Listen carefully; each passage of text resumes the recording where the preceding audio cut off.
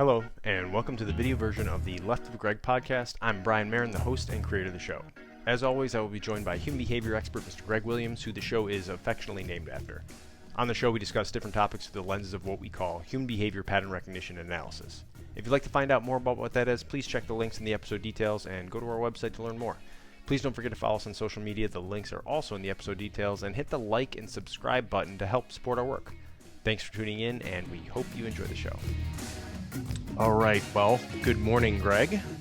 Morning, Brian. It's good to see that you're up and hale and motivated. I am. So, well, this will be coming out next week from the time we're recording it. But yeah, we've had a really busy October, then came back, got slammed finishing up some things, and then have been kind of, we recorded one, if you're listening now, with Toby Harnden, an author, and that'll come out in the following week. There's a lot going on this month about what he wrote about. I don't want to spoil any of that, but listen to that coming up. So we're back, just me and you. It's been a few weeks since we recorded one, actually, because of all our travel. So what Brian's not going to tell you is that as soon as we got back from an incredible journey to Mexico City and met some wonderful people. Yep. Our business is truly universal, just like Khan in Revenge of Khan, or whatever that space movie is. Brian played Chekhov, and they put the earwig into his ear. Brian spent the last couple of days in the emergency room because of some brain-eating, necrotizing fasciitis. I'm hopefully it's nothing serious. I'm still not completely out of the woods yet, but yeah, waking up and the entire world is spinning, but you know, not just as it normally is, but your room and everything, and you're crawling along the wall to go to the bathroom. Yeah, a couple days in the emergency room wasn't not good. But I'm back from that, sort of still stumbling around a little bit, but I think I'll be okay. So we're all praying for you, buddy. Appreciate it. So today's episode, we're going down to Austin, Texas, for an event that just occurred last week from when we're recording this. And so I'm going to give Greg, I'll just go over the kind of details of this case that we want to cover. We got a little bit of inside baseball on it, like we do in a lot of different cases, which is always cool. So when these things happen, and folks, if you're listening, you know, just, you can always reach out to us too if you have something that, hey, I worked that case, or I was on this, or I know about this that occurred. We love that stuff because it really adds a lot of fidelity to our stories, and especially that we talk about in class. So to go down to Austin, so this is last week. I'll just kind of read it from the article. An Austin man opened fire on a city crew that had come out to cut his lawn. After an hours-long standoff, was fatally shot when he emerged from his burning house. So this person hasn't been identified, but he's in his 50s. And basically what happened is last Wednesday, that was the 27th, around 9:15 a.m., a city code enforcement employee showed up with a warrant to perform lawn maintenance at his house, right? So literally to show up and cut the grass. So they knocked on the door, you know, they tried to contact him, nothing. So they went to work. And in fact, he had been notified months earlier, back in August, that he had a week to cut the foot-high grass and weeds that were on his front lawn. So it's literally like a public nuisance thing, right? They're going to enforce this. So the crew, started cutting the lawn, and then shortly thereafter, at around 10:20 a.m., there were shots fired from either at them or just from inside the house or on the property. It's kind of a little unclear, so I'll just leave it at that. So shots were fired. No one was injured. They obviously got the heck out of there, called the police. SWAT team came in with a negotiator and everything. And they basically resisted any attempts at communication, the individual inside the house. And then finally in the afternoon, around 3:20, shots were fired, said, from the house at officers who were in the yard. And that's when they sent a police robot into the house. The camera showed that there was a fire was started, and it was quickly spreading. Some more shots were heard. And then they basically, at around a couple minutes later, they were going to try and move in, or at least firefighters were going to try and start putting out the fire. Garage door opened. The guy was armed with his weapons in his hand, ended up being shot by a police officer. And then they evacuated him after they shot him, and then firefighters had to put out the fire. Guy was pronounced dead at the hospital. So little bit, that's the basic kind of details of what occurred, and we can get into it more. I just want to get it out there. And then we kind of got a little bit of inside information about this individual, right? So was told was that this guy was what people call a prepper. He had guns, water, food, gas masks, and stuff at his house. He was described as a hermit since he was fired from his job a few years ago, or lost his job. I don't know if he was fired, so let me be clear on that. He lost his job a few years ago. The police had no communication with him the entire time, other than he would flash an SOS signal from his lights, from his front porch light. They had cut the water and power to it when this occurred. And then, like I said, all of a sudden his house is on fire. They're sitting there trying to determine what to do. Garage door opens up. This guy's armed. And so he had already shot at police officers. They engaged him and then took him out. And then kind of after the shooting, I guess this is now some of the inside baseball after the kind of dust had settled a little bit. The guy hadn't left his house in years. He was agoraphobic. And again, this is just what I've been hearing. And then he set the house on fire and started shooting out. So that was pretty much it. I just want to get all of that out there, Greg, yep. While we jump into it. So I'll throw it to you first. I literally just got this information. Yeah. While you were on there, I also just leaned forward because I had an alert on my phone. 56-year-old Robert Bruce Reichert is been identified as the person killed by Austin police. And Robert Reichert is the owner of the home, Brian. So okay. I think that we can say right now that Reichert is likely the person. He's been identified by the police, the coroner's office, and the homeowner records. So I think you did a great synopsis. What I'd like to do is I'd like to say just two things that are done from the research that I did. And folks, listen, if you're a witness, even if you're the next door neighbor, contact us with what you know, because that helps us, like Brian said, give us fidelity on the situation. So this is word for word, Brian. I'm sorry that he's gone because I'll miss him. I like the guy, said the next door neighbor. I'd seen him as recently as 10 days ago. He came over, knocked on my door, and wanted to visit. So we visited for 15 or 20 minutes. First of all, I want to have that as one remark. Second part is, SWAT, mental health officers, and a crisis negotiator arrived on scene at 10:43. Officers say de-escalation techniques were used, but for several hours, officers couldn't make contact with him. Okay, so as to point one, Brian, and this is my professional opinion, the neighbor's full of shit. Okay, because when somebody's agoraphobic and somebody has been locked up, and by the way, look at the house, folks, look it up online. It's a beautiful 2-story brick home that's in Austin. It's wonderful. Yeah, okay. It's a nice neighborhood and everything. Not anymore. Needs some maintenance. You get what I'm saying? Yeah. But the idea is that first of all, he just came by unannounced and knocked on the door and wanted to visit. That's highly unlikely. Yeah. Based on all of the other information, including that his neighbors were the ones that went more than one time over the years and said, this house is a pigsty. We want it cleaned up. And on that remark too, unless he said something prophetic or he said something, delivered a message, it's unlikely. So when I thought you were going to follow up with that, when you said he came over and visited, that there was some significant thing that he said. Precisely. But if there wasn't, that would then be I'm true. Like, yes, that would be true. Listen, I would believe tell that. tell my daughter that I've always loved. Or hey, I've always thought you were a great neighbor. Yeah, something like that. Enough. You know what I mean?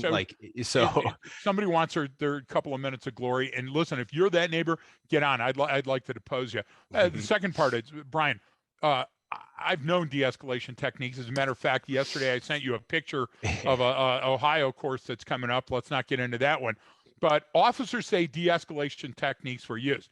Brian, if I can't contact you, if you're not answering me, how can you have orchestrated any de-escalation technique?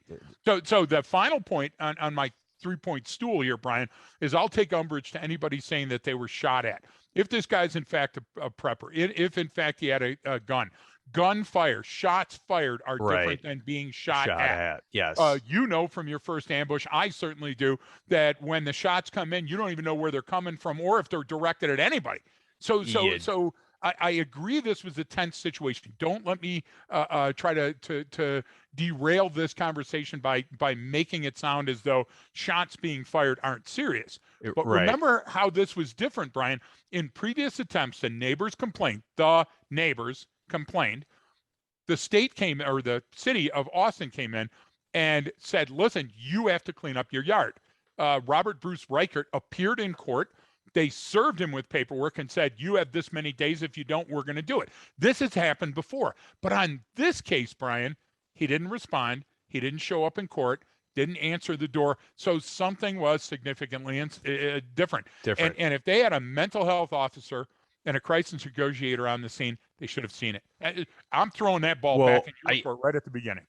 Yes, and this goes into some procedural steps that were likely missed or not capitalized on beforehand, right? Because that's the first thing is obviously this is an issue. Someone not wanting to mow their lawn and upkeep their house and these are outward signs of fracture. The cup is broken and it's being held together just by entropy. For different reasons, right? So if I drive down that street and I see the one house and everything's overgrown, they don't take care of their lawn. Okay, is it someone who's old and unable to do it? Is it an abandoned house? No, this person is, able to do that. They're just not. That's a completely different case. And like you said, if you go in there, what was, we don't know. We always give the analogy, which our friend who gave us Inside Baseball, that they felt it. When this case was going on, they said, this kind of reminds me what you guys talk about someone's cup being full.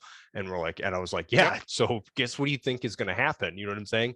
So the idea is, could he have been contacted? Just going in and cutting. Right. The point I was getting to, just showing up and cutting his lawn and doing it for him. What do we think is going to happen from that? You know what I mean? Like, so it doesn't need to be a catalyst. Please go on. You mean you're either, you might be, that's obviously the match that got lit to set off all the kindling that was already there, right? So we don't have to do that in terms of, I'm going to force you to do something like this, because now look at the second and third order effects. I think we lucked out in this situation that police officers weren't killed or something, a bigger fire didn't start in the neighborhood. I mean, the spirals that could have likely gone wrong were minimized by the fact that they were able to get there and set up a scene and all that stuff. But hang on, like, it didn't need to start and erupt into this situation, right? Because it could have gone much worse. So now I'll play devil's advocate on you, Brian. Somebody in Austin right now is listening to us and going, "You don't know shit," because we've got 13,000 of these cases every year because Austin's a big city. Yeah, exactly. And how many of them resulted in you killing someone? How many of them resulted in a standoff for hours? Listen, first of all, the standoff, the guy was in his own house. Do you think that if he wanted to kill a guy with a lawnmower 15 feet from his front porch, he could have? Yes. My thing is clearly he could have. It's very likely that he could have. So what does he do? Well, his lawn becomes an attention getter. Even if he's it's something he can control. I can control not doing something. Yeah. I can be a hoarder if I want to, right? I can amass paint and paint my house chartreuse. What I'm saying is we don't know what's in his mind because you fucking killed him.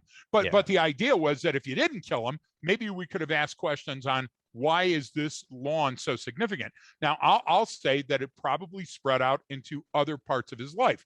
And so, for example, we do extensive searches online, try to talk to people, try to get police reports. The one thing that's funny about this is there's no repository for a photo of a 56-year-old Robert Bruce Reichert in Austin, Texas. If a person's got a criminal history or been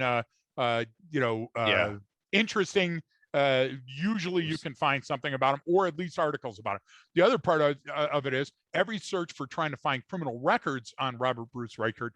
Now, you could have changed his name. Yeah, I get all that. But the idea is that normally if you're going to shoot it out with coppers, you're going to be disgruntled. There's going to be another situation. It manifests itself like a what would you call it? It's like metastasized over your entire existence. You get what I'm trying to say here? Yeah. I can't find that. So no. And so, but I will counter yours with, okay, great, but I'm on the scene. How the hell do I know that? Right. Yeah, I mean, exactly. But actually, which I would then say, but if you have the time there and there's a standoff, like, you do have the time to figure out all this stuff. You do have the time to find out as much information about this person. You do. So I'm sorry. Go ahead. Let's go one step further in your logic, because I love where you're going. Brian, you come to mow my lawn. Okay, that's disconcerting enough because you posted the letter this time on my door.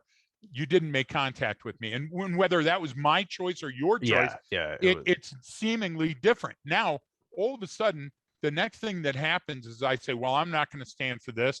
So inside the cover and protection of my home, I fire a couple of rounds off, which may be an ordinance violation. but Yeah. certainly doesn't appear in this instance that it was attempted murder. Okay, but we don't know the facts yet. But now what's the next thing that you do? You respond by surrounding my house, shutting off my water, shutting off my power. Yeah. Okay, and then one thing says, hey, listen, the police felt that they had to send in the robot when they were shot at in the backyard. Okay, does that sound like a barricade to you? What are you doing in my backyard? Do you see what I'm trying to say? I get shutting down the schools for the safety. I get maybe rerouting traffic, but you get the feeling, I mean, and again, it's because we have crappy journalists now, and the police aren't forthcoming with information because they're dodging every punch. But my thing is, okay, listen, did he start the fire as another attention getter like the lawn and the shots fired? Because that tends to fit. Listen, I'm unhappy. Stay away from my house. I'm now going to fire shots. Do you get what I'm trying to say? Now I've started a fire inside the house. All of these are attention signals. I want you to pay attention to what's coming out of my mouth, or leave me alone. I think these are missed, Brian. I think the mental health people on the scene and the crisis negotiator, I don't know what their backgrounds are, but I think they miss a couple of valuable insert points here. Well, okay, so one of those would be, like I said, the flashing of the lights, okay, you're sending out SOS, obviously, right? So what is this person trying to tell me in the moment right now? Like they have obviously a break with reality in some ways. A temporary break with reality. You're now, but they're not at this point a threat to anyone. I mean, you right? Meaning, how does that differ from a Vietnam veteran hanging his American flag upside down out in front of his home? It's not. It's a message. That's what I'm saying. They're sending a message that this isn't going well, right? If he's sending that out after this occurs, and he's, you're in that moment going, okay, well, this is, do I want to escalate this or de-escalate this? Because, is he a threat to the public? Well, not right. really. An immediate threat, home, right? You know what I mean? If the scene's controlled. So my whole thing is, how am I supposed to do that in the moment and know that? How am I, if I'm literally there sitting on the scene, I got a pair of binos trying to look in this guy's window, and I'm taking all this stuff in, and I know the facts as it's happened since 10 o'clock this morning. It's noon, right? So I've had a couple hours. Like, how am I supposed to determine? So let me make a decision. Right? That's the best question I've heard out of this entire caper, and we've talked about this caper for 5 or 6 days now because it's fresh in the mind of the news. Here's my thing. Okay, let's do tabula rasa. Let's say that we can't go back. Let's say we can't save Robert Reichert or his house or any of those officers from the trauma that they had to see. The next time that you get a civil standby call because your town or city is going to go in and repaint somebody's house or pick up their lawn or mow their lawn or take them for their own health and safety out of a situation, remember that some people are willing to kill and die for it. That's the first thing I would say. Okay. Now, if we rewind the tape, people are going to say, yes, but Reichert was overcome with the law before, where they gave him the paperwork and he didn't resist it and he allowed his lawn to be cut. Yeah. Okay. That was then. This is now. If you had a mental health officer, why didn't they have the mental health officer try to call or contact them before the landscaping crew went over there? Yeah. And again, the argument's going to be, if we took the time to this and we took the money, listen, you killed a guy. You see what I'm saying, Brian? This is what I'm trying to get to. The core of this balancing act, because, we did the episode F this guy. Remember that episode? Yep. This is a similar situation where the courts and everybody said, who is it? Oh, Reichert. Yeah, we had to mow his lawn before. Yeah, go over there and tell that old curmudgeon that we're coming to mow his lawn. Everybody thinks that it's going to end well. And for Reichert, this is the most challenging day of his life, and it ends in his death. Brian, when he came out of the garage, did he come out shooting? No. Doesn't show that he did, does it? No, not in any of the reporting that I have. So I don't. Again, I don't. We know a body cam is out there. We know that an Axon camera took the last moments of his life. Now they force entry because they're convinced that he was overcome by the smoke and the fire. Yet he wasn't. He was in his garage. And all of a sudden the garage door opens and he steps out. Could it have been surprise? Could he have not expected them to be right there?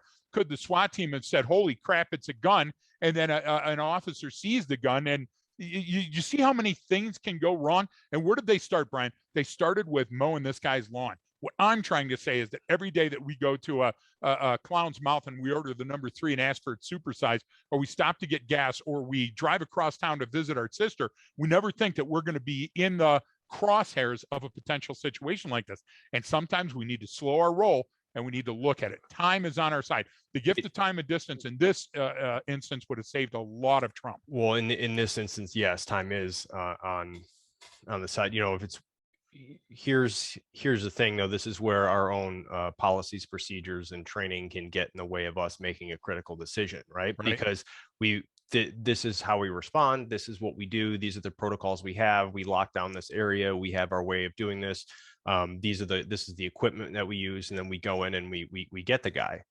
And I think that's our biggest thing here is, you know, how many times have we seen a police officer or federal agent or someone, you know, being shot and killed in some instances, you know, making entry into a home and going and doing this stuff. And you're like, well, and that's our whole thing. It's like, well, if you control the scene, you control the scene, right? If this is what it is, if this is what we've decided to do, then we don't have to fucking go anywhere, right? There's no time limit. We can get relieved by other people, and we can collect our overtime. That's what we do. You know what this I mean? is what we're supposed to do. The idea is, you know, is every time we do that, it's like, okay, well, we got to get in there and make entry. It's like for what you're risking. But this one is this. They talked about, they sent their robot in there. They saw it's like, well, we got to get in there and get him. Well, we escalated the situation. If it's for his own safety, the law does say that we can take over for his own safety, but not if we're the catalyst for the event, not if we're the ones that keep poking the bear. And there's somebody out there that's listening right now, Brian, that's going to say this. They're going to say, well, clearly it was a suicide by cop. You know, he wanted to go out in a blaze of glory. If he did want to go out in a blaze of glory, he would have stayed in the house, because the house was fully engulfed, and he could have died. He had guns, he could have shot himself. He likely would have created that situation for that to occur, meaning he wouldn't have waited for someone to, you know, pull up and start mowing his lawn and show up at his house. I think that would have been a more planned event, right? But what I'm trying to say is that, yes, I agree with you, but let's say that in the moment, now things are whirling out of control. And all of a sudden it goes from the grass cutting to now I'm barricaded in my house. Holy shit, the cops are forcing entry. Here comes this robot. You know, now the house is on fire. House could have been on fire because they put in a distraction device, Brian. House is burned from smoke. Do you get what I'm trying to say? Smoke canister, HC white. So we don't know that yet, because who hasn't lit a couch on fire with a flashbang on accident? Yeah, exactly. Even during the holidays, right? Yeah. Well, that's my friend's house. Yeah.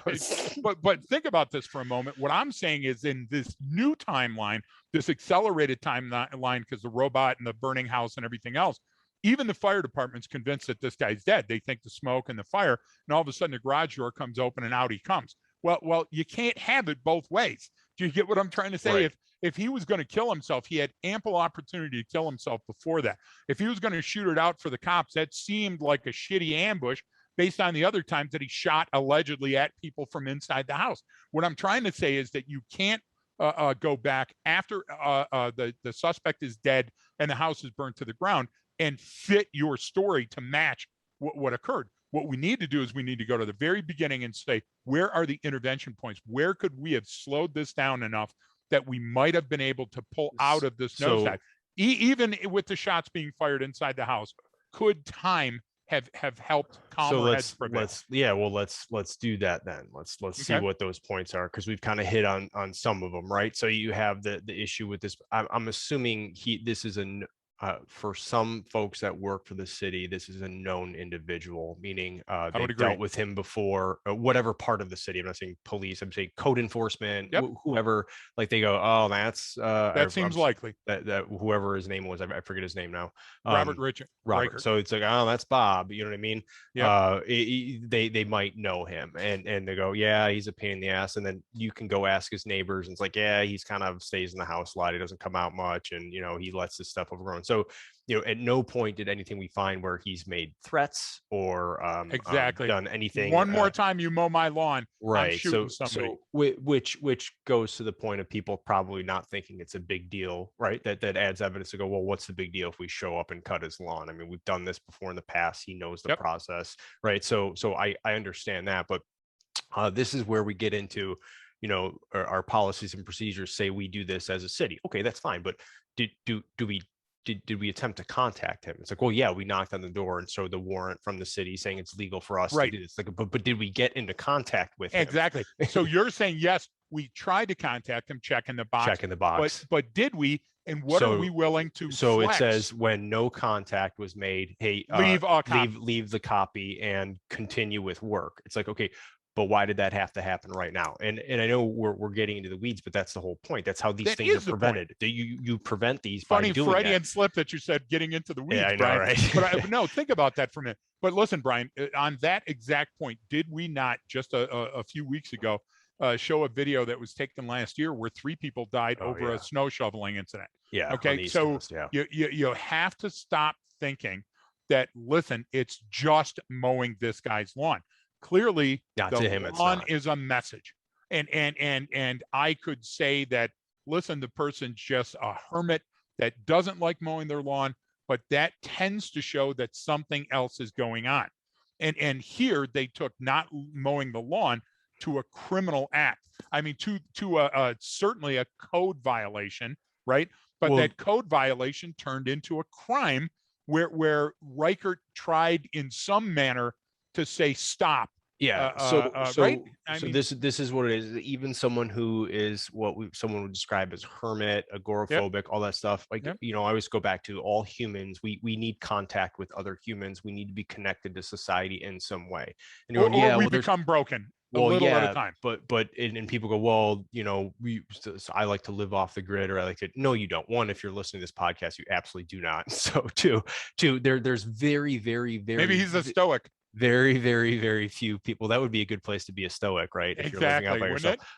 So there's very, very few people who actually do that, right? There are statistically insignificantly small amount of people who truly kind of live off on their own. And actually, as a society, we don't like that, right? We don't like it because it scares us, because we're like, why are you not part of the tribe? I know everyone likes a story of like, oh, I went out on my own and I became successful and did this. Shut up. No one does things on their own. No one is a self-made everybody anything. That's done that pilgrimage, it turns into somebody came back. That's what I'm saying. Went out, found some profound answer, right, and then returned with the answer, Brian. It's a part of our history. But that's the thing is, like, this guy's way of speaking out and messaging, communicating to the world was letting his lawn get overgrown, flashing his lights, doing these things. Like, that's his method of communication. Quirky, but that's his. But that was the whole thing, is like, and someone brought up the example, remember, of Ted Kaczynski, everyone knows, the Unabomber, right?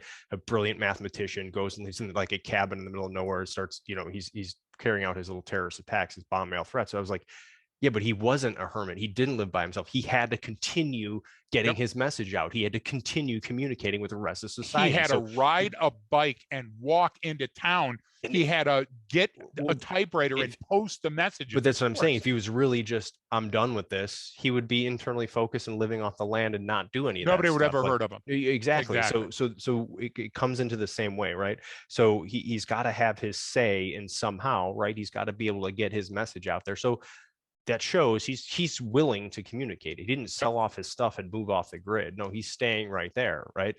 And so this is how I kind of approach these, because, like we just said, a simple contact, right?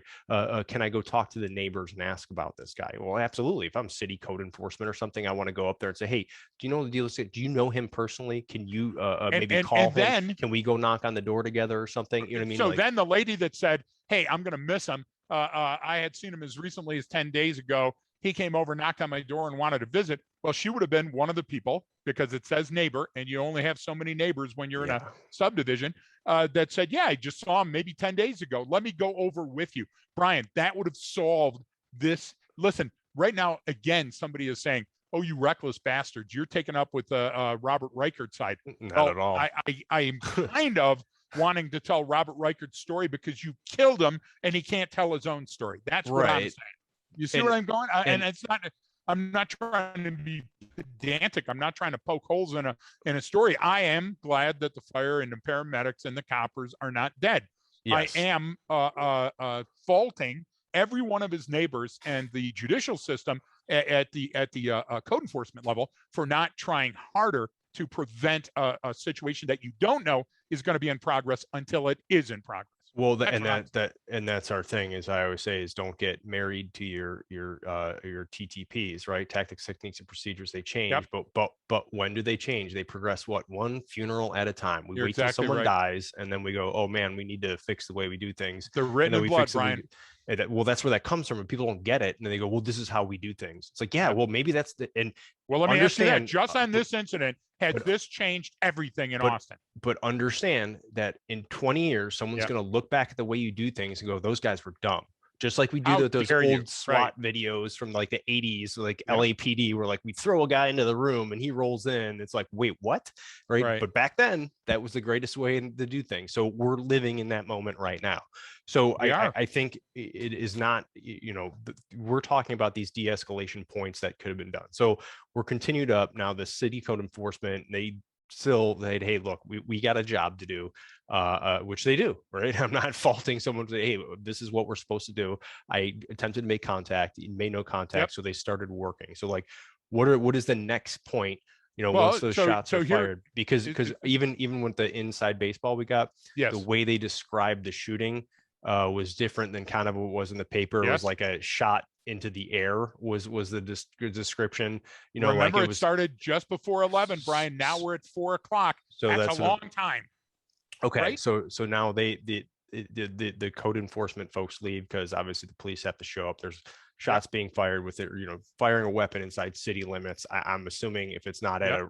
a place, there's some sort of crime they can charge you with on that, right? Oh yeah. If it's There's always a not. crime. So a crime has been committed, and obviously police officers show up. So what am I supposed to do when I show up on that scene? I mean, we're saying there's these So different points about because there's a how. gun and because there's shots fired, SWAT's coming. You got to know Right. that. Oh yeah, Listen, yeah. if you're listening to my voice right now and you do something silly, SWAT's coming. So SWAT changes the calculus. Yep. But they also said that mental health and crisis negotiators arrived. Yes. So the new thing is that we don't want to kill a person that is having a temporary break with reality. So we'll send a mental health officer. Well, fat lot of good it did in this situation. Now somebody's going to say, yeah, but the guy didn't answer. How long did we wait?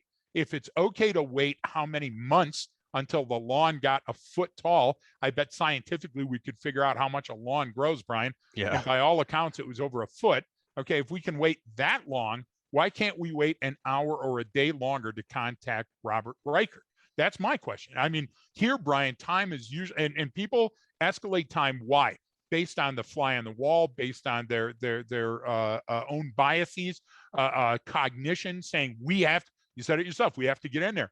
We don't. The idea is if this person chose to isolate themselves, they're living in a beautiful home that looks like it's on a beautiful property in a beautiful subdivision, and they've had dealings with them before. You got to slow time down. And they say, okay, well, if you slow time down for him, you got to slow it down for everyone. Well, not so. Not everybody was the unique little snowflake that Robert Reichert proved to be. And here, Reichert wanted to do things on his time. Clearly, he chose grass as a method of communication. You see what I'm saying? This is what we forget sometimes in those situations is he's made every decision about when and where this is taking place. So he has all the way till his death. He made that choice too. I mean,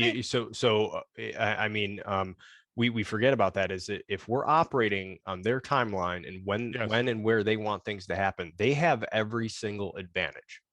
So I either have to somehow manipulate the op tempo to gain the advantage, or I have to recognize and realize that I'm operating on someone else's timeline. So I'm inherently behind the ball. I'm behind the curve, whether I like it or not. So, like you don't get to choose that, right? He chose the time and place for this to happen. He made the decision.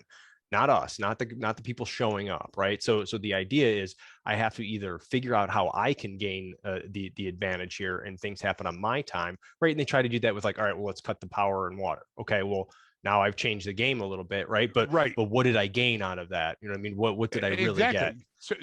So let's think of the rotor on a we had Jeeps at the ranch and we went on Jeep tours, and anytime the orange Jeep got wet, going through a river crossing, you had to stop and you had to take off the rotor cap and you had to clean it and dry it, because if you didn't, you weren't going to get the right spark ratio when it came around, and you were going to be like that and not be able to go up the hills in four. So somebody listening right now that had been at the ranch, they're all laughing because they saw me out there with my wild rag drying off the rotor. So what am I talking about? Well, you can enhance the performance of a internal combustion engine with timing, and you can adjust the timing and adjust the flow and adjust the spark plug so it'll run like a rabbit. Okay. Now, if you retard that timing, if you go backwards and you allow it to fire off, it becomes sluggish. It doesn't want to operate at its full performance. So if you slow time down in this instance, you take away the advantage that Robert Reichert's going for. There is no critical point. There is no decision point where you go, hey, listen, we're willing to put in the time. We've shut down the roads, and neighbors be damned. We're going to wait you out, Robert. We're going to wait till you contact us, and we're going to mow this lawn, whether it's going to be with the SWAT team standing by or not. These are types of decision points that now put it back in your hand. This is exactly what Boyd was talking about. Boyd wasn't saying I have to outfly you. He says I have to own you. Well, how do I own you? I own you by not allowing your decision. Brian, when I shut off the power, I shut off the water, I shut off the light. What did you do? Okay, maybe you cut off limited my longevity in that place. I now no longer have the comforts. Does this guy, Robert Reichert, care about the comforts? No. He's willing to let his lawn grow for months at a time. So it was a mixed metaphor. Do you get what I'm trying to say? Somebody should have said, that ain't going to work with this guy. This is not the guy you want to play that card with. And this is where the mental health officer and the crisis negotiator should have stepped up. If they were trained in our course, Reichert likely would have had a second chance at life, because they would have waited him out and they would have said, we can say. And right now, SWAT team guys going, you don't know what you're talking about. The guy was taking well-aimed, high-volume, well-aimed shots, and it was close to a school. Okay, then prove it. Show me. Show me. No shit, Brian. I certainly don't see that in the news reports or on the articles that I read. That's I get that. There's the officer safety issue. Okay, but they're on the scene, and the public safety. But that's what I'm saying. It's like, well, there's a balance there. Like, yeah, there's an officer safety issue, but also, one, it's their job. Two, they signed up to be on the SWAT team and probably did additional work and additional screening process. And three, like, well, then pull them out and move back. Exactly. And there's that nasty word that keeps coming up: de-escalation. De-escalation was attempted. De-escalation was attempted. De-escalation was attempted by trying to contact a guy and he didn't answer. That's not de-escalation. De-escalation is not just a principle; it's a way of life. It's how you run things. I'm going to show up at the scene without my lights and siren. That's a form of de-escalation. Yeah. I'm going to try to talk to you and even give you a throw phone and even wait a few more hours to contact you with a bullhorn. That's de-escalation. I'm going to send in the robot with a message saying, can't we talk, Robert? What is it? Yeah. You get what I'm trying to say? Yeah. I mean, if these were done, then I apologize and I'll shut the F up, Brian. But it doesn't seem, from the timeline that they put in the news, that happened between 11 and 4, does it? It just doesn't feel like that occurred, And here, if Robert Reichert shot at unarmed people mowing his lawn and risked public safety, then he reaped the whirlwind. He got what he deserved. I don't see that either. Well, and that's the other part. We look into it as like, well, if we make every attempt to preserve and save a human being's life that we possibly can. This isn't one of those cases where he's not running through the neighborhood shooting. He didn't just rob a bank and shoot it out and kill a bunch of people. He did, like, each one of the situations are so different, but we had try to apply the same kind of rigid response and way of handling it to all of them. And like you said, we always say, well, when it gets to this point, it's like, well, hang on.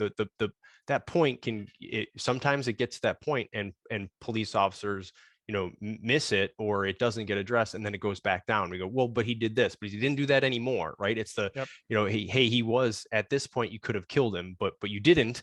So now we're an hour later, so it shows it's exactly. Not, you know what I mean? So each one is different. But I would ask you, Greg, why is this case worth talking about in this manner and breaking down the way we're doing it? Like, why this one? Because it could have been me.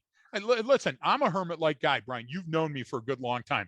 You know that we live up on a hill that backs up to BLM. It's at the end of the road. You know that we've got signs: stay away, keep out. You know that we've got driveway alarms and we've got motion sensor cameras and all that other stuff. Why? Because I read 24 hours a day, humans and all their emotion. That's why I can't watch television. I can't do I read a book and I'm reading into the author's mindset when I'm doing it. So I like to willfully absent myself from the rest of society. I have a different way of putting up lawn art that other people might not like. I like my little artsy things, and I'm an acquired taste, Brian. I'll say that right now. Yeah. Okay. When I'm up on the podium, nobody can match me. But just traveling along with me, I'm an acquired taste, and you know what I'm talking about. You spent a couple of days in the emergency room because of it. But the idea is that I am Robert Reichert. I am the one that is going to say, not today. You get what I'm trying to say, and not on your terms. So you may have to be a little gentler with me. You may have to wear the 16-ounce gloves and take a little longer with me. Look, we've lost friends and gained friends because of my uniqueness. Okay. But I'm not willing to flex on my uniqueness. So here is Robert Reichert. And I see myself in that house. And I see myself being bullied or feeling like I'm being bullied, right? With what seems like an obtuse ordinance that, you know, if it's for noxious weeds and this and that and the other, but people complained and they said, mow your lawn. And I'm speaking out saying, I don't want to mow my damn lawn, right? So this didn't have to escalate to a homicide. It didn't have to escalate to a death. And that's what I always like to side with is what feels like the underdog in a situation. And if the neighbor said that they saw him and they talked to him, he came over and talked, then tenfold my answer is leave Robert Reichert alone. But he can't defend himself because you killed him. That's what I'm saying. And I think another point is you kind of alluded to it and you brought it up here is these are the cases you need to spend time on, right? These aren't the obvious ones, meaning like I said, if it's the standoff at the bank because someone went in there and killed a bunch of people and they're trying to steal money, it's just so different. These are the ones, you know, this is the God, I already forget Randy Weaver, you know what I mean? These are the standoffs that always lead to bad things happen. Policies have to change, sometimes innocent people die, right there, you know what I mean? Like you get what I'm saying? Is like, so these are the situations where these occur from. It's not from the obvious, it's so easy, the guy went in killing people and shooting the place up. Like those are simple problems. That person sometimes just needs to die. Need to go. Like you need to die. Like and I'm okay with that for the right reasons, right? For the right reasons, you're exactly fine. Right. There's, you know, but killing in many instances is absolutely essential, and you have to delineate which ones they are. What I'm trying to tell you is somebody right now that's going to listen to this broadcast, Brian, is going to come back at us, and they're going to say this was an ambush that this guy took years to set up, not a chance. The entire goal was for him to die at the hands of police. Not a chance. And I would look at you and say that's a ridiculous standard, and it's not borne out by any of the evidence. Would you agree? Yeah, of the evidence that we know that we've been presented. So far, yes, right. I would completely. That's a ridiculous hypothesis. So my thing is, let's start there, and let's say that's the ultra, right side thinking. And then I'm on the ultra left side, and I don't have anything to do with political views. I don't mean it that way. I mean, here's my right one end of the spectrum, here's my left. Other opposite end of the spectrum. So the opposite end of the spectrum is Reichert's on a slow downward spiral, Trent Reznor. And what's happening is he, a little at a time, is giving away a little bit of his life through his grass, through his house, through, becoming agoraphobic and staying inside, because he's broken. He's a broken human, and he's demonstrating that he has stress fractures. So either of those extremes, I would always side with the fact that a broken human is going to exhibit their break with reality. And over here, that this guy would have had a violent tendency, amassing weapons, making threat, Gadsden flag on the house, and now I'm going to get hate mail because that's not what the Gadsden flag means. But in this instance, it would fit. Do you get what I'm trying to say? Yeah. So if you're going to swing back and forth from the pendulum, tell me that somebody didn't feel that something was wrong in Robert Reichert's life, that somebody couldn't have stepped in and intervened. And you're saying, hey, what's the right of society to help Robert Reichert? That's what we do. That's what society means. That's what a democracy is. That's what, Brian, we're supposed to pull together, see a neighbor in trouble, and we're supposed to reach out and help that neighbor, not kill him. And I keep making that point because that's what happened in this instance, is the insistence on the neighbors to have Robert Reichert mow his lawn led to Robert Reichert's death. It's literally the proximate cause. The lawn mowing definitely is the proximate cause. You see what I'm saying? It is. So we can't walk away from that one, right? So look at all the contributing factors leading up to that, and they all added to it. I mean, this is the point. now you're getting into even prior a city getting involved or some sort of enforcement getting involved. Could a neighbor who's apparently friends with them say, hey buddy, I know you can tell you don't really like mowing your lawn. I'll have my kid do it when we, when after he's done mowing ours. You know what I'm saying? Something at You that got level, it. because if you've got that much of a problem with someone doing it in your neighborhood, look, I get you don't want that eyesore on your block. You worked really hard to buy a nice home in a nice neighborhood, and you provide for your family, and you want it to be nice, and you deserve that, right? You actually should, right? But so what can you do at just a societal level, like you're talking about? I mean, these are all the things that we're getting into, because I go back to, these are the cases that go horribly wrong, and Yep. bad things happen, and it ends up changing the way people do things, often not for better, and people die needlessly. Lawsuits are paid out, so that means more tax money is spent on this stuff. I mean, these are So the many. issues. These are the ones that we need to focus on. It's not the So easy ones. You know what I so let mean? me throw you a fastball, and this is going to be a breaker, so it's going to be hard to hit. Right now, there are certain towns, cities, and states that are saying we are not going to enforce low-level civil infractions, because low-level civil infractions turn into traffic stops where somebody's killed, and most likely the person that's being killed is a person of color. Now, follow that logic for a second. Here we have a code enforcement issue Yep. of a mowing lawn that turns out the same way, Broken but tail it's light. not. It's not.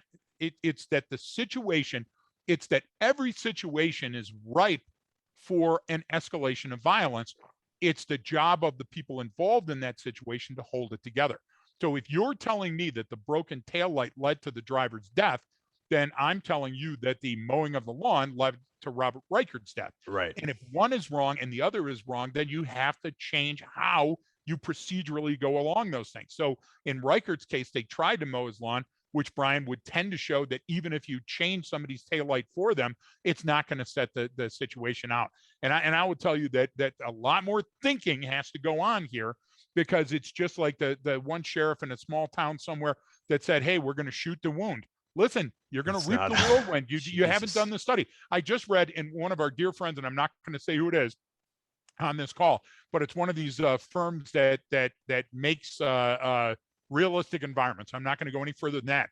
And they said, hey, listen, being able to be in this virtual environment, I said too much already, and give yourself first aid or shoot or help a partner is clearly the difference between winning and losing in a firefight on the street. Where's the science? Okay, Yeah. you can't make an assertion like that without showing me science. And in Robert Reichard's case, the code enforcement officer never intended to kill Robert Reichard, No, but of that's what course not. happened. And the Yeah. neighbors conspired to kill Robert Reichard. That's not what it felt like, Brian. But your point, and what I'm doing is I'm trying to bolster your point, because I think it's well taken, that when we influence something, when we put our finger in the water, when we push the waterbed, those ripples have to go out and they Yep. have to come back somewhere. That's Yep. society. That's It's entropy. That's a yeah. second Well, law of that's physics. thermodynamics. Yeah. And this is a case where it did, and we weren't prepared for it. So it becomes that one small drop in the pond that's going to change everything in how Austin code enforcement, Austin SWAT, Austin PD does their work. Would you And agree? I would, and you know, time is relative, but we Yep. don't understand time and space time like we should.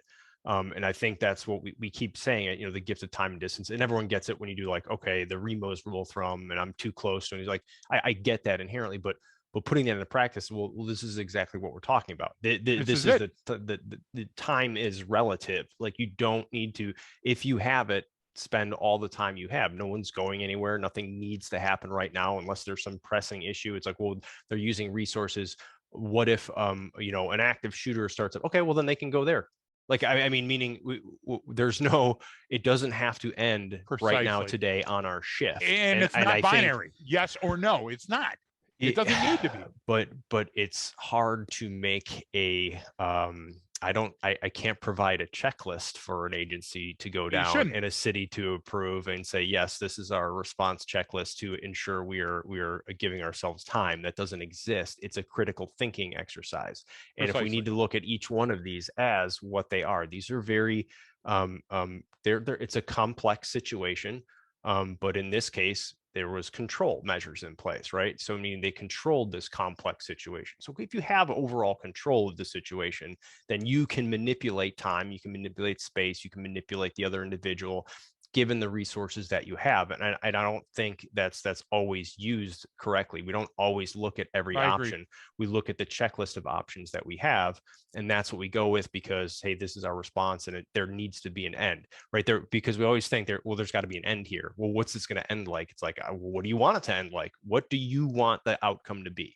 Okay, now what steps have I taken to get me towards the outcome that is beneficial for all, for the safety of the officers on the scene, for the city, for Robert himself, right? Because I would put him last because he's the jackass that created this. I mean, it's right. It's always the offender rights that are there, but they come last, right? It's the people, it's the city overall, general, what we're trying to do. It's the safety of the officer on the scene, and then the safety of that suspect, that person that we're there for. I mean, like you can put their needs last, but they still have rights and that they're afforded underneath the Constitution, including due process, right? So I have to take all of those factors into account when doing this and create what's the desired outcome? What do I want? Okay, well, I want him to come out peacefully, and I want him to surrender, and we got to take him into custody, and he needs to stand trial for any crimes that he committed, whatever they were at the time, of not just the code enforcement for, probably some fines, for that, but okay, firing a weapon within city limits, we need and to the reckless conduct that all got the that fire stuff, right? department there. And But then how am I taking steps to do that? Is putting pressure on this helping or hurting? Is sending in this cutting the water and power, is that helping or hurting? Or is it sending this robot, is that helping or is that hurting? What do those means? Like, have I created a pathway for myself and for him to get on this pathway to a resolution that benefits all? And then they'll demonstrate their intent. They'll demonstrate whether or not they want to go along with your plan, right? So I can have those little check marks in there. Okay, did he do this when I attempted contact? Totally agree, No. Brian. I mean, you can continue that. And the idea is this, we have to look at it as this is now the most important thing in my life. This is what I'm doing right now, right here today. And I think and if sometimes it's a dog bite or mowing a guy's lawn, it's as important as a homicide. How many times do you hear me say that? And here's another example that this is what's going to turn into case law. And I'll tell you, Brian, I'm a suspicious guy by nature. So don't let me be suspicious. Put out there the information that I need to know. For example, they say that they decided it was time for the robot to go in. Well, that's an important step, having the robot go into a person's home, the domicile, the castle. There had to be some precipitating event. And they said that the robot was the one that signified to them that, hey, listen, the house is fully engulfed, it's on fire. Don't you think there would have been some visible signs that the house was on fire before the robot intervention, Brian? So I'm trying to say that the timeline that they give us doesn't feel right to me. So if Robert escalated the situation, and for Robert's safety and for the safety of the community and the environment and the firemen and the cops, that they had to go in, then by God, do it and write that this is why we did that. But what I'm getting here is I'm getting partial information that tends to show me that there's some question about who started the fire and some question about why the robot was put into the house. Now, again, that doesn't seem like it would be a standardized procedure. We wait 40 minutes, then send in the robot, right? I mean, was he completely in communication, non-communicative the entire time of the event? That's significant.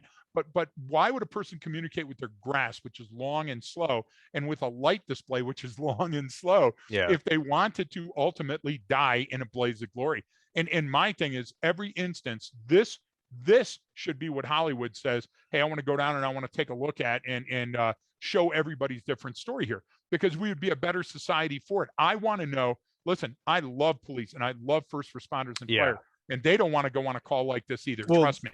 But these are the calls where you make or break your society. This is the type of call that and this is what I get into. It's not the individual person. It's usually what the training and policies and procedures lead to these things, right? It's no one. There's very few times where it's a bad actor trying to do something that they shouldn't be doing, or something. Very rare. And so But you've seen me get in discussions before Yes. with people who say, well, Brian, you can't say this, and I did it, and I did everything I was supposed to do. I go, no, you did exactly what you were trained to do. That's the You problem. It's not precisely. your fault. It's we're not looking at these things correctly. It's how we're Yeah, handling it. because then the Now, Mobius loop of the investigation will it's find out that you did what you were trained to do. That doesn't mean the training was correct. no, exactly, Or the exactly. intervention was correct. Well, that's what I'm saying is people then say, oh, it's my fault. It's like, no, we started this with saying it's the our neighbor's fault. Yes. It's the neighbor's fault. It's the city and code enforcement fault. Yes. It's this person's fault. It's society's fault. It's this. It's all of these contributing factors that led to approximate cause of him doing this. And Robert's fault. You said 100%. that. Yeah, I said that clear. Okay? Like he made and this from choice. the very beginning, Robert created an orbit, and now we were responding to Robert's orbit rather than telling Robert, you don't have the right in this circumstance to dictate reality. Do you see what I'm trying to say? And that's where his break was anyway. If we don't pick apart these cases, then we never get better, and they continue to happen. Exactly right. Like we'll pick apart every shooting involving a police officer or every this, even though the person's like a multiple felon, just committed several felonies with a gun. And we want to pick those apart, but it's like, well, those are easy ones. That like sometimes there's some people out there that just fucking deserve to die, and they're not going to change the way they do things until they fucking die, and that's fine. What's this aspect? Killing is okay, but not this guy. Like not this time, and not in time. this case. What's this aspec's name that shot somebody with a loaded gun on set? Actor, I can't think of his name. Alec Baldwin. Yeah. Okay. So listen, and that's I put on that. There's so much coming out about that, and the armorer who should not be an armorer or have any handling of weapons. But this is one person dead. Yeah. One person injured. Yeah. How many lives are changed over something so simple that this was binary? Yeah. Is it a real gun or is it a prop gun? Is it a real bullet or is not? Now, here's the thing, Brian. This should be a once in a lifetime situation that never repeats itself. But I can go right down, wanted dead or alive, the two twins, Alias Smith and Jones, the guy in The Raven, the Crow. The Crow, okay. Yeah, Brandon Lee. Well, we even said when this came out, I go, oh, wait, this isn't going to be a freak accident on the set. You're going to hear about all, and guess what came out? Safety violations. People were concerned. Some people quit over safety issues. I was like, yep, it's never just one random thing. It's a whole bunch of pre-event indicators that lead up to this. Exactly. So if we spend that much time and money because it was a Hollywood set, and Brian, you remember the caper down towards Miramar with the blue magazine and the real magazine, and the kid switched and the Marine died. That happened. Okay, that happened. I was on another range when that happened on Pendleton when the kid got. That was in 2007. You remember that incident, right? Yeah. I'm sorry. I hate to hit you with that emotion, but you remember that we were operating during that time, and it changed everything. This is the key, Brian. Robert Reichert's life, short-lived. He's younger than I am. His flame has been extinguished. He's never was, no pun intended, he never was able to tell his story. I think that we should put as much scrutiny on this caper, and I'm not looking for a bad guy. I'm not saying that the cop that smoke checked him coming out of the garage was wrong. No. Come out of the fucking smoking house with a gun in your hand, it's time to go, right? But I am saying we have to understand that this is going to occur again, just like the shooting on the set. Absolutely will. And if we don't take steps, Brian, then we're going to look at another one of these in our lifetime, and we don't want to. No, and I agree. And it's never, about me bashing the people. We rarely go after individual people and their actions because they're usually good and they're usually, well-meaning, and it spins out of control. In line with what they were trained to do. And as what we're saying is how we're approaching these and the way we do things is the issue. It's not. I really think a lot of our training is getting in the way of us making good choices, and it's creating it's a thing, not a think. And you say it all the time, and I would agree with you because we don't involve critical thinking. And it's because creating a binary decision. What fucking decisions in life are binary? Like those are the easy ones. The guy comes around the corner with a don't shoot. Yeah, well, the guy comes around the corner with a rocket. Okay, cool. Like I can kill that guy. Exactly. Right? Those are so easy. Like okay, like this. I nothing. But even EOF, even when we were working on EOF because it was getting people killed in Iraq, EOF was called escalation of force. What? guidelines. What is a Continuum guideline? or something. You know, Yeah. what's a continuum? All of those mean that there's some inherent flexibility Yes. within that decision making, and it's on the user, on the operator. If Robert Riker intended to die on this day, he put it on the calendar and he chose this day, then Robert Riker wins. He got exactly what he expected. I doubt that's true. That's all I'm saying. Yeah. Yeah. Okay. Well, We made a lot of enemies today that we didn't mean to make, and we certainly didn't mean it, Brian. We certainly didn't mean to make enemies. We meant to open eyes. no, but we like you. Hire us. No, Yeah. no, it's Yeah, honest to God, we want to no. come and train your agency, right? Yeah, And we no. wonder why we're both eating out of a dumpster at 7-Eleven. Yeah, it's we don't mean to poke in the eye. We mean to poke in the eye how we do things. I don't have a Yep. problem with poking the eye techniques, and procedures. I'll do. Yep. We can bash those all day long. Training is flawed. We got to fix it. I'm not bashing the people involved like that. That's rarely the problem, and when it is, it's Yep. easily identifiable, and you can Totally articulate agree. that. Those are the simple ones. We're talking about the complex situations, such as this that are a little bit harder to deal with, but have, I think, much bigger second and third order effects than some of the other ones. Because Absolutely. if you now people just go, oh, here's another one, and cops killed him, and his house got burnt down. It's like so it adds You have no idea what you're talking about. it's fuel to a fire, no pun intended. Wow, that's like the third one. Yeah. In other arguments, though, that Yes. where it has nothing to do with it, but it gets lumped in there now, and it's another one for people bashing how police do things. And I know Yep. we're kind of doing that right now, but we're talking about it at a tactical, operational, and strategic level of what that actually means and how to do that. Intervention is necessary, and guess what? The easiest thing that you can fix immediately is your response, which means training, which means how those TTPs can malfunction, and this perfectly illustrates it.